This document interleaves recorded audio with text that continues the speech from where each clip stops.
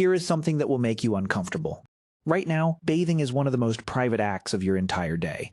A locked door, a closed curtain, a space that belongs entirely to you for a few minutes. So personal that most people would genuinely rather skip a shower than take one in front of strangers. Ancient humans had none of that. No private bathroom. No locked doors, no curtains. Bathing, when it happened at all, was a completely public act performed in rivers, lakes, communal pools, and shared bathhouses where privacy was not just unavailable. It was not even a concept anyone had thought to want. So how did they do it? And what does the way ancient humans cleaned themselves reveal about how differently they understood the human body, social life, and the very idea of personal space? Let's start with the most basic question. Did ancient humans even bath regularly?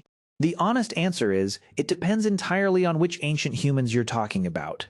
Hunter-gatherer populations living near rivers and lakes bathed frequently, not out of any modern concern for hygiene, but out of practical necessity.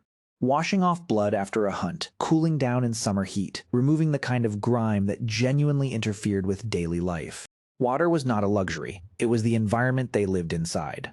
But for many ancient populations living in drier climates, regular immersion in water was genuinely rare. Not because they were dirty by choice, but because water was too scarce and too valuable to use for washing when survival depended on drinking it. These populations developed entirely different cleaning methods. Rubbing the body with sand, fine clay, or dry grass. Scraping skin with smooth stones or shells to physically remove dead skin cells and surface grime. Using animal fats and plant oils applied to the skin and then scraped off, carrying dirt away with the oil.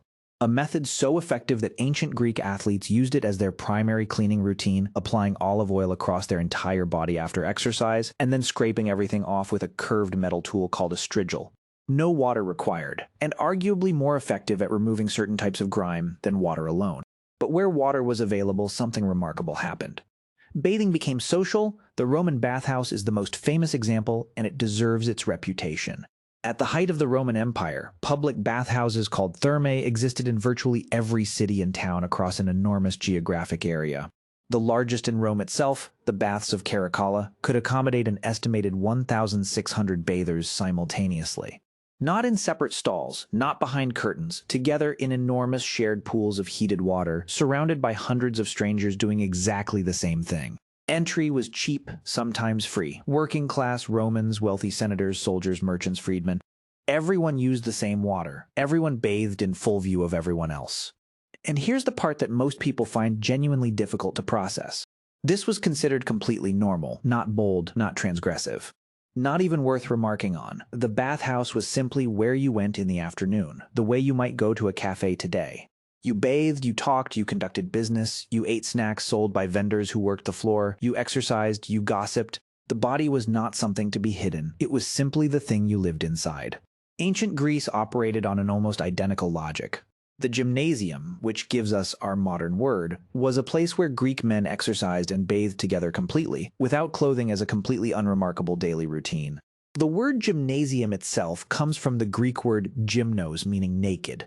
Nakedness was not the exception in these spaces, it was the entire point. Public fountain houses, where women collected water and bathed, served a parallel social function in Greek communities. Women gathered, washed, talked, and maintained the social connections that held communities together, all in a shared public space with no pretense of individual privacy. Ancient India developed perhaps the most sophisticated public bathing infrastructure of the ancient world. The city of Mohenjo-daro, part of the Indus Valley civilization and dating back nearly 4,500 years, contained a structure archaeologists call the Great Bath. A large, carefully waterproofed pool built from fired brick and sealed with natural tar, fed by its own well and equipped with drainage channels that would not look out of place in a modern building. This was not accidental engineering. This was deliberate, sophisticated, large-scale public bathing infrastructure built by a civilization that clearly considered communal bathing important enough to be worth significant architectural investment.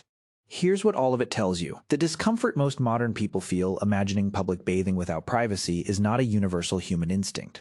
It is a cultural product, a relatively recent idea shaped by specific historical forces, including the rise of indoor plumbing, the concept of the private home as a personal sanctuary, and shifting ideas about the body that developed primarily in the last few centuries. For most of human history, the body was public in a way we have almost completely forgotten. Bathing together was not embarrassing, it was community. It was connection. It was simply what humans did when they needed to get clean. We did not become more civilized when we locked the bathroom door. We just became more alone.